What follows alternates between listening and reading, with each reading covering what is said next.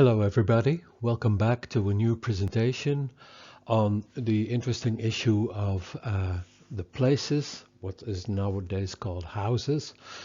And this is of course an introduction to my videos that I will be producing on my Patreon page, which I will launch coming Wednesday. The reason why it's so late in November is simply because there were all sorts of astrological reasons not to be that early in this month, and it turned out that an election turned out to be better placed on the last day of November. An election can never be perfect, but I believe that's the best one I could conjure up. So that's the reason why it took so long, and I apologize for it because some people were perhaps hopeful that I would start a bit sooner.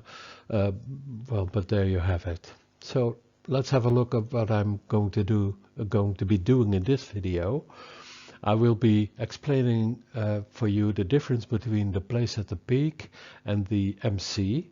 And of course everybody knows that the MC is the start of the 10th place cusp in modern systems of places, which can be debated over, which I will be doing with this presentation. Of course it's always based on the work of Robert Schmidt, and the interesting thing is that it's sort of the method he uses is what I call astroarchaeology, but it has very much to do with Greek word formation, and that's a very interesting topic.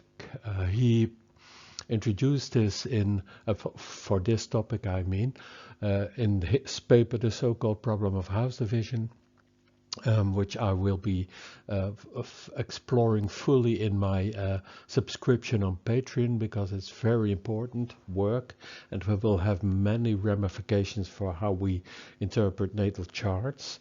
But that's it's sort of an introductory method, because in this case we are talking about a very important difference between something that has to do with ancient astrology and how the problem of house division is addressed in ancient texts, and what the difference is between the place at the peak and the MC. The idea of Greek word formation is very important because it's really very basic in how Schmidt approached everything in his work on ancient astrology, especially the Greek Hellenistic astrology. And he explains this in this conversation he had on the topic of the so-called house division, houses in ancient astrology. And the principle is that he came to be acquainted with astrology, coming to astrology without any previous knowledge. So he always looked at astrology from the point of view of the ancient text that he had and that he translated. Whereas most of us came to know Hellenistic astrology from the point of view of being a modern astrologer in any way, shape or form, and then looking through that lens to the ancient things that Robert Schmidt produced for our astrology. So that's a different view. But one of the very important things that was very intriguing to him was the Greek word formation.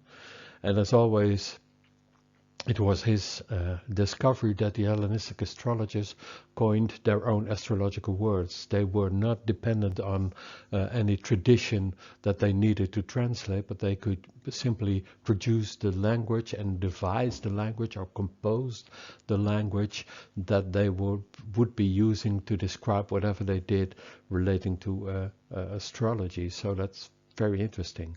And for him it's the, let's say, the tool with which he was able to get deeper into this sort of astrology and deeper into the concepts that were lay at the root of it. So that's very revealing for us.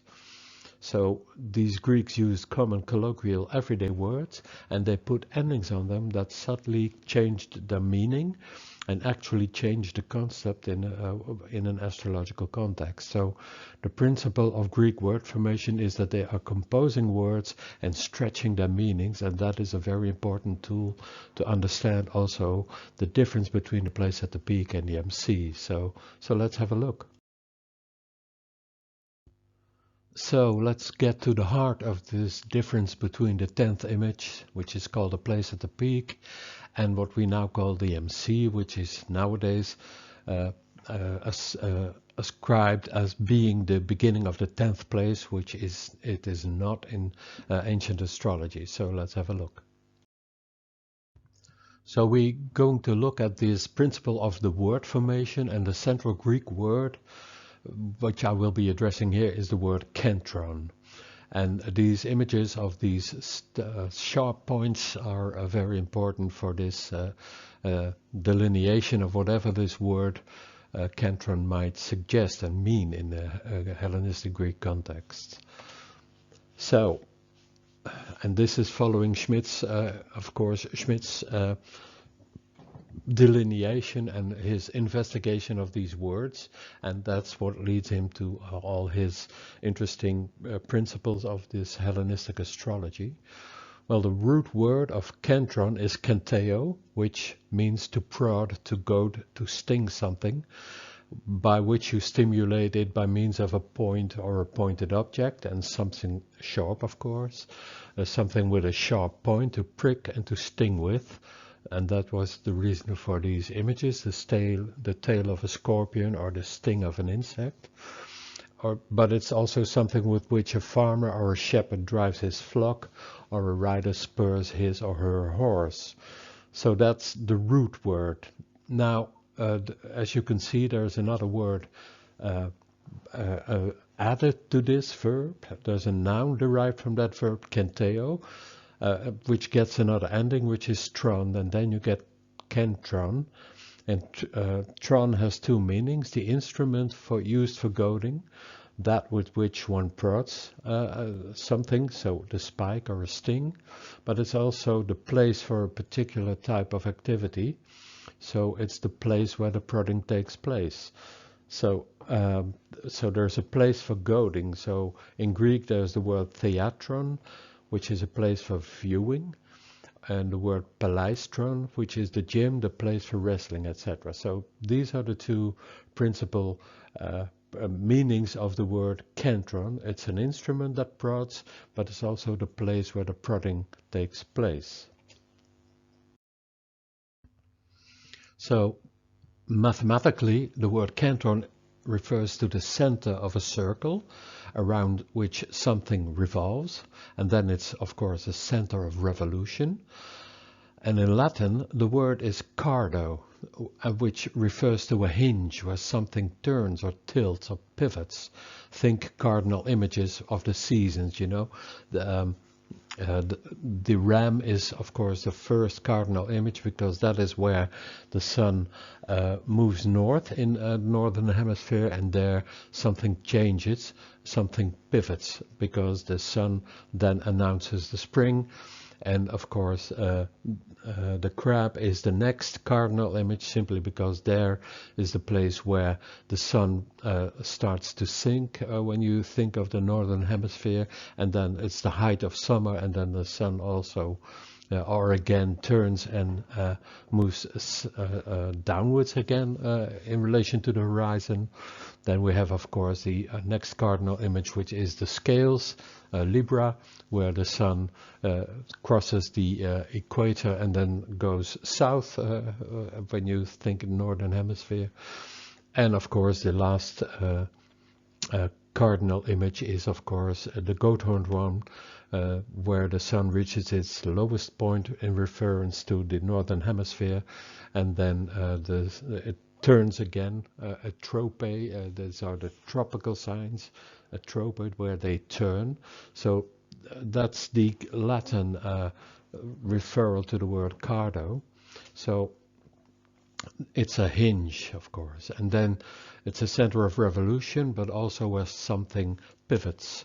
And when you look at this image, you can see that the place at the peak and the ascendant are always 90 degrees apart from each other, always has an angle of 90 degrees, and that never changes.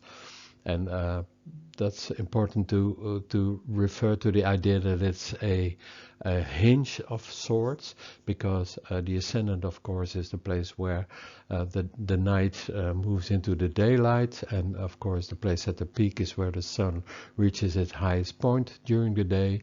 The descendant, where the sun sets, and the nadir is where the sun starts moving upwards again. So yeah, it hinges on these axes. Okay, so that's interesting, because the MC, as we now use it, which is the zenith, is neither of these. It is not a center of revolution, and it's neither is it a hinge. So that's something to take into account and to remember. I will show this in the next slides in an animation, sort of. So kentron is a Greek word for what we now call an angular place, house, and I always say jokingly, where can you find an angle in a round drawing, in a round scheme, in a round chart? You cannot. So it's interesting that this word kentron and the plural of it kentra refers to concepts related to the pivots, which has to do with the ecliptic, which has to do with the band of images in the zodiac moving around the Earth, as it were. So that's important to take into account. It's about the motions, and has to do with something being a center of revolution. There is another interesting manner to try to explain how this hinging takes place with referral to the ecliptic, and that has to do with what I'm showing here. This is the visible part of heaven somewhere on the 21st of December in 1980 that was calculated, and you can see that the ecliptic is rather high above the horizon. And when you look at the same date, but then around noon, so the first image is the start of this day of the 21st of December, and then it moves to the noon period, and then you can see that the ecliptic is much lower above the horizon than in the first image. So there's something happening here, and that has to do with being a pivot. So let me explain. So this movement has to do with the, let's say, the oscillation of the ecliptic, high above the horizon, low above the horizon. So you can say that it oscillates up and down. It's like the seesaw that happens with this kind of tool, this kind of thing in the playground. It centers, the centers of this movement, the up and down movement, the oscillation of the ecliptic, is always in the first and the seventh image, which are of course the rising and descending images. So there the ecliptic pivots, there it oscillates. So that's the first inclination that indeed there is something pivoting, there is something that is the center of a pivoting movement, which is in this case the ascendant and the descendant. So let's have a look at the MC. Now, before I move to the MC, there's another consequence of this oscillation as shown in these images, which is the fact that some images rise above the horizon in a very steep angle. So as you can see here with the image of the Virgin, the angle with the horizon is plus minus 60 degrees, which means that it takes quite a long time for the Virgin to rise above the horizon, which is approximately 2.5 hours. And if you compare that with the image on the opposite side of the Virgin, which is the fishes, this has a much sharper angle with the horizon of plus minus 20 degrees, and it takes the fishes not much more than plus minus 40 minutes to completely rise above the horizon. So yeah, that's quite a difference, and that has to do with the angle of the ecliptic with the horizon. So that results in what now called the signs of right ascension, which is then of course the version as well, the straight rising, the upright rising, or the images of long ascension, which are these on the northern hemisphere. And you also have the signs of oblique ascension, which are crooked or oblique, or short ascension, which are these images in the northern hemisphere. I believe in the southern hemisphere it's the other way around. But this is one of the very important effects that this pivoting of the ecliptic has relative to the ascendant and the descendant. So that's, and of course this has a very big influence on how later astrologers were delineated these images. They had a very interesting idea about what it meant for images to rise crookedly.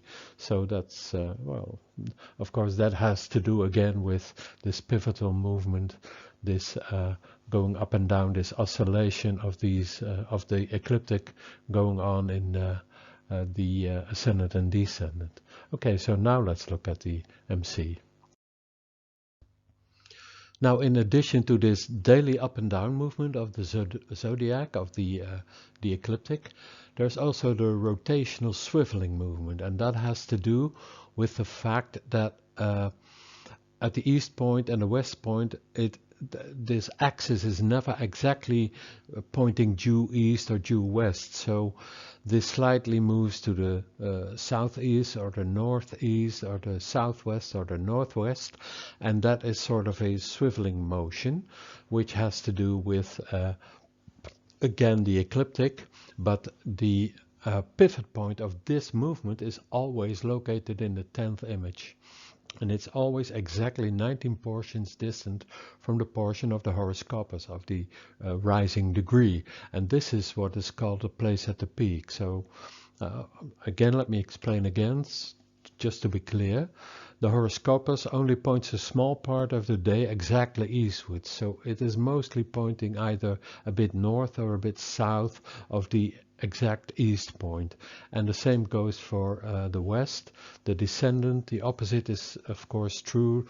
It mostly descends a bit southwest or northwest, and never exactly due west for a long period of time. So it's only a small amount of time exactly pointing westward, and the ascendant exactly pointing eastwards, but then it moves north or south of that exact point of due east or due west. So that's what this motion is about, and this causes the rotation, the swiveling, which I'm addressing here, and the center of that movement is always the 10th and the 4th images, and never the MC or the IC, as we now call it by in our modern astrology. So that is a very important difference, and these two movements are pivotal simply because they are the center, the axes, let's say, of the 10th image and the 4th image. The place at the peak and the nadir, you can draw a line there, and that is the axis around which things pivot in this way. And you can also say that of the up and down movement, which has its center in the ascendant and the descendant.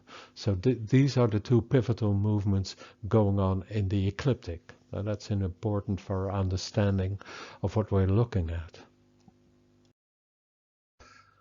So you could say that there are two ways of interpreting the idea of a kentron. And the first thing I addressed was the idea of a hinge. And here you can see how that actually plays out, because the ascendant is a tipping point where something changes. Again, these are the cardinal points because something happens there. As I said, the ascendant is a place where the sun rises in the morning. The place at the peak is where the sun is at its highest elevation, both by day and also in summer, of course. It's also seasonal. In the descendant, the sun sets, and at the nadir, the IC, the sun, of course, starts to rise again until it again announces the day by the ascendant. So that's one thing. The ecliptic, the band of zodiacal images, also has these four turning points, so to speak, the hinges, because when you look at the ascendant, there when you start at the fourth place, the nadir, then the whole half of this ecliptic image is rising above the horizon, but below the ascendant descendant line, it's rising below the horizon, and at the other part it's rising above the horizon. And then when it moves over to the midheaven, the place at the peak, then the zodiacal band of images is descending above the horizon, and below the descendant is descending below the horizon. So in that sense, you can see these four important kentra, these four important hinges, as indicating something happening to the ecliptic, and that's of course our main concern here. Now, the Greek word for the midheaven is mesoranema, which means simply midheaven, and when this term is used without a qualification, it always refers to the 10th image from the hour marker, which is after all the middle of the ecliptic circle above the horizon, which I've just shown. When the phrase mesoranusa moira, which is the degree occupying the midheaven, is used, then it's often equivalent to our modern MC, which is the intersection of the circle of the local meridian with the ecliptic. I will show that in the next slide again. So what's important is that kentron as a center always has rotation as its source, and it doesn't mean middle. It is a center of rotation, and that's quite important. So the question is, what about the MC?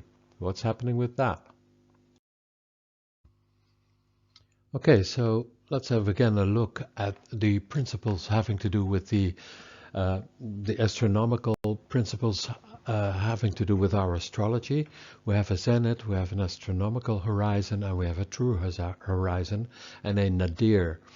So let's have a look at the MC. As you can see here, let's just define where everything is in this pretty picture.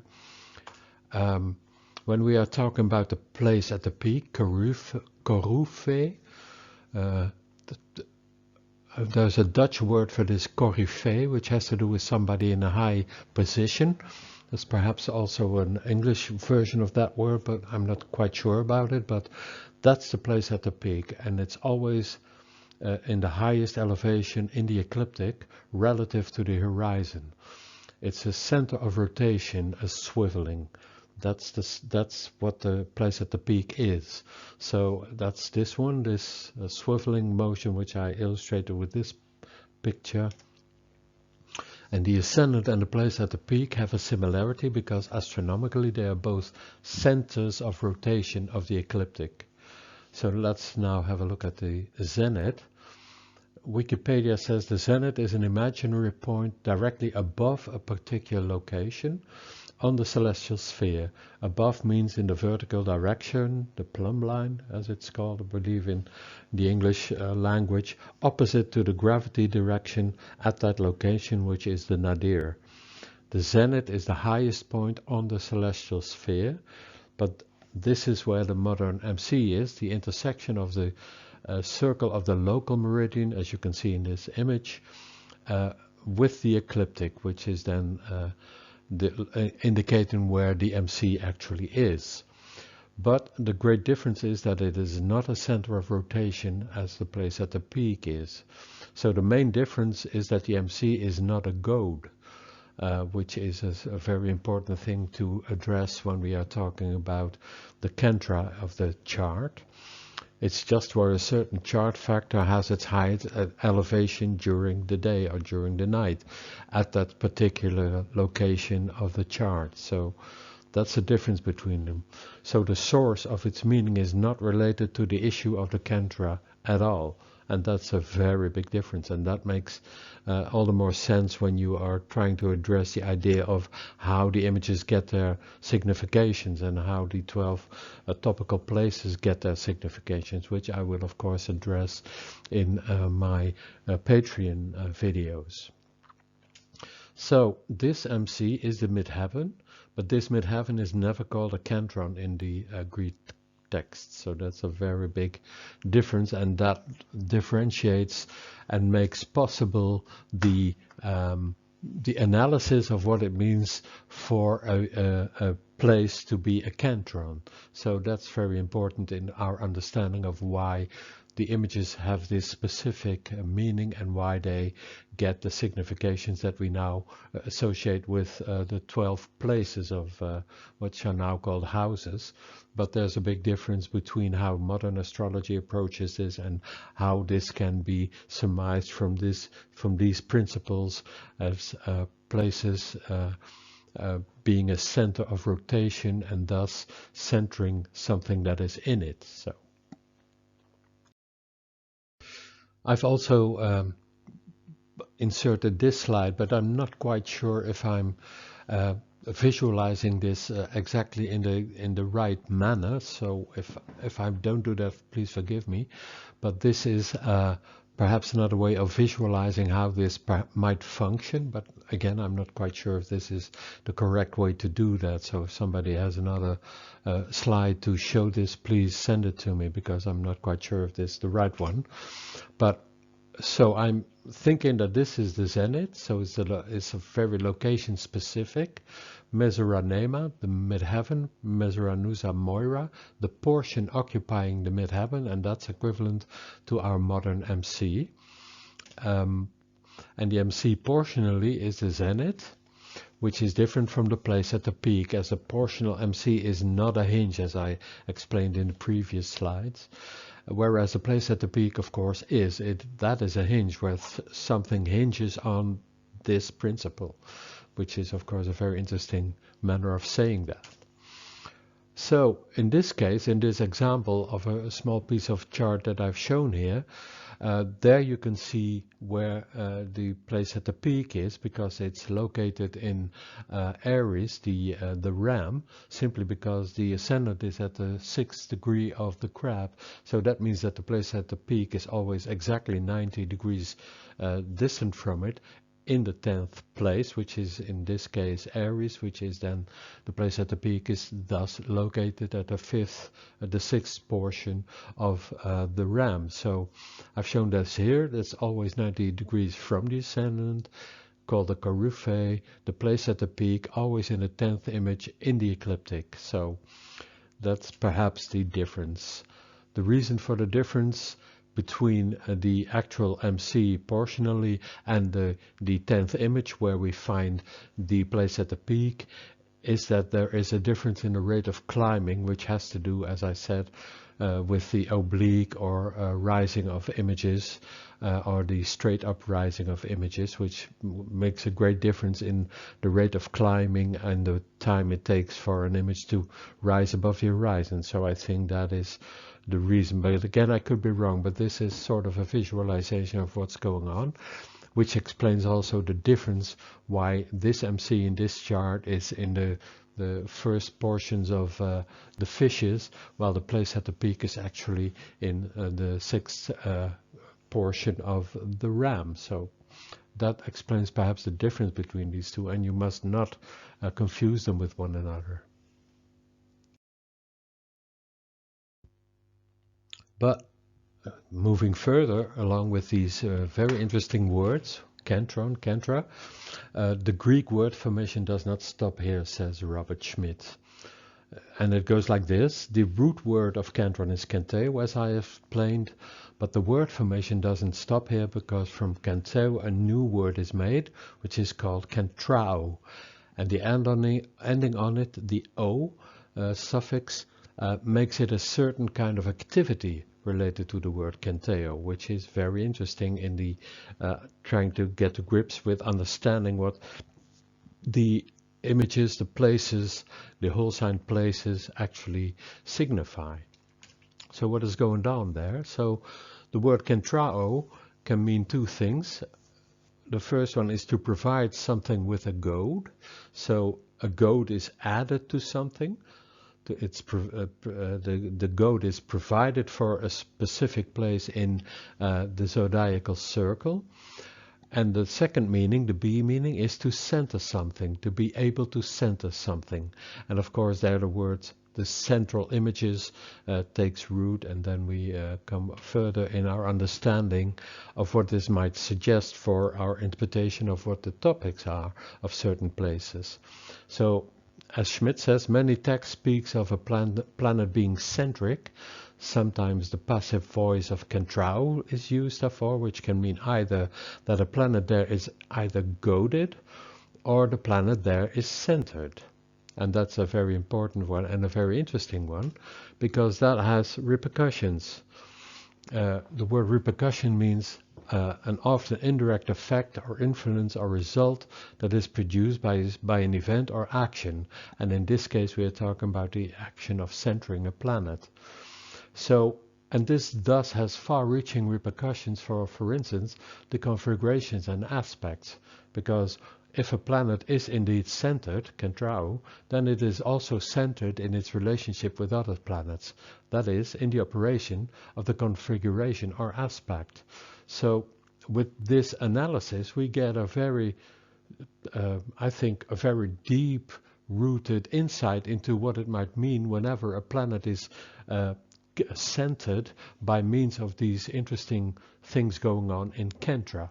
So there's a very important association with that. So some planets are singled out for a very specific role, be it by being in a kentron or by being centered, and thus also by being in aspects or in configuration with other planets, which simply says that the planet we are now talking about is the central issue of a specific configuration. And you can understand that this, of course, has a very deep impact on how we need to interpret or delineate a specific configuration or aspect. So, well, there you have it. This is my teaser, I hope, for you to dig deeper into this fascinating material, which I will be introducing and further explicate in my Patreon subscription, having to do with the further investigation of the very interesting issue of the houses in ancient and traditional Greek Hellenistic astrology. If you'd like to know more about this fascinating material, I invite you to join me in my Patreon subscription, where this video continues and the investigation of the so-called problem of house division is delved into very deeply, and it is pretty clear before I address all the issues having to do with this so-called problem, that your understanding of what planets are doing when they are placed in certain places, topical places, what that signifies for a specific chart. So that's a very interesting study, and there is much more to be addressed on this issue. So I hope to see you there. And the next slide is a recapitulation of what you will get when you sign up for my tier, my subscription on Patreon, and just have a look at it, and you can then decide whether or not you will join me. I hope to see you there on the other side of this interesting video presentation, I hope. So see you there. Thank you for listening.